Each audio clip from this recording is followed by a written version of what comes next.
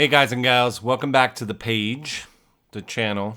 Damn it, I'm still doing it. The channel. Welcome back to the channel. Bear Studio, what up? Hope you're having an awesome Sunday. I just got back from the movie theater, as is tradition. I typically go every Sunday. Ended up doing a lot of fun stuff with my husband. We went to Home Depot, got some sod to help build our tortoise's pen. You know, it was very butch.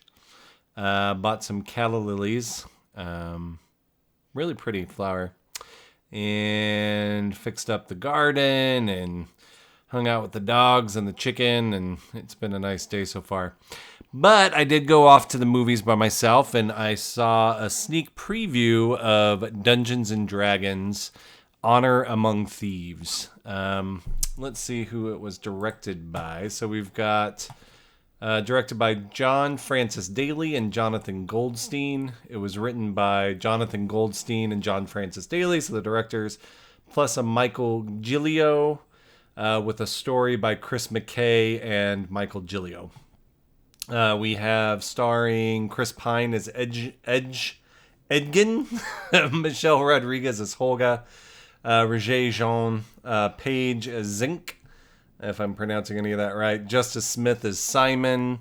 Sophia Lillis, the beautiful Sophia Lillis as Doric, with Hugh Grant as Forge, and then child actress Chloe Coleman playing Kira, daughter to Edgin. So yeah, going into it, like, oh man, I always forget what my topics are, or what I score these on. So it's character, right? So it's character and acting. Characters are fun. You know, you've got your typical, if anybody knows Dungeons and Dragons, first off, I've never played it. As big of a fanboy and dork that I can be. Not saying that Dungeons and Dragons people are dorks.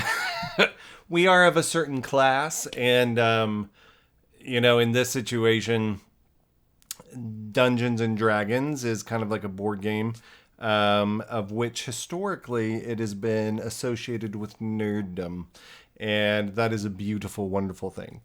So in this, like, you've got your warrior class, you've got your mage, you've got all sorts of other kind of characters. I know a lot of this based off of other Dungeons and Dragons-esque games. So Edgin, played by Chris Pine, is a bard, and he's kind of like a do-getter until the do-getting gets him nothing, and he becomes a do-batter. And he pays for it. Michelle Rodriguez plays Holga, which is his best friend, basically, who helps him raise his daughter after her mother has been killed. And then you have Simon, who is a wizard lacking self-esteem, and he sucks. And it's kind of like this joke throughout the movie that he has to learn how to, trust himself in order to be able to cast his spells and stuff. And then we have Doric, which is played by Sophia Lillis, and she is a shapeshifter. And she can change into any animals that she wants, and she has these cool horns growing out of her head, and I think she has a tail. I could have sworn I saw that she had a tail in her human-esque form. So it's basically your fantasy RPG come to life. They're trying to get something back that was stolen from them. It's really about Edgin trying to resurrect his dead wife, who, he in his desire to not have to, suffer as a poor hero. He wanted quick riches, and that bad decision ended up costing his wife her life, and he wanted to undo it, and he ends up being thrown into prison with Holga, and they have to break out, and it's been a couple of years, and Hugh Grant's character Forge basically has taken over this town, and is now basically cares for his daughter Kira, and won't give her back, and is in cahoots with this evil wizard, who was very enchanting. What was her name? Oh, I can't see it in this IDB list. Sophina, I think it was named. Daisy Head. Beautiful, beautiful eyes. She kind of reminded me of a what's her face from the Marvel movies. What's her face? Sorry, that's awful. Um, I can't remember her name. I cannot remember her name. She's the Scarlet Witch. You know who I'm talking about, dear fans and neighbors. Scarlet Witch. She's played by one of the Olsen twins. Or not the Olsen twins, but their sister. Elizabeth Olsen. Thank you. Elizabeth Olsen, if you ever see this, I am sorry. You are amazing. But she kind of reminded me of Elizabeth Olsen. So, anywho's. So then we have like scene and score and costuming and all the meat, cinematography, all the meat and potatoes. Well, going back to the acting and the character work, great, top notch. I would give it I would say an 8. Let's say it's an 8. The scenes, the cinematography, the special effects, the music, the score, all of that was great too. I didn't see anything that felt really kind of hokey. You know it when you see it. This definitely wasn't that. I definitely felt very connected in this world. It felt very lived in. The pacing, which was kind of a different issue, that story and direction. So we'll skip that. But the overall, again, cinematography, artwork, costuming, that was great. I would give that a 9. And then we had story. The story, at first, the story was good. I liked the way that they did these kind of funny flashbacks, and it had a lot of humor to it. And then action sequences that were fun and well thought up. The interaction between the characters was good. And at first it was okay. A lot of the story was kind of slowly paced. It was a slow build. I wasn't super invested. I actually found myself dozing off a couple of times in the first hour or so. I wasn't super invested, and it wasn't until the end when the stakes and the emotion and everything started to pay off, and they started doing this portal thing in order to get the treasure, and it all became very high stakes.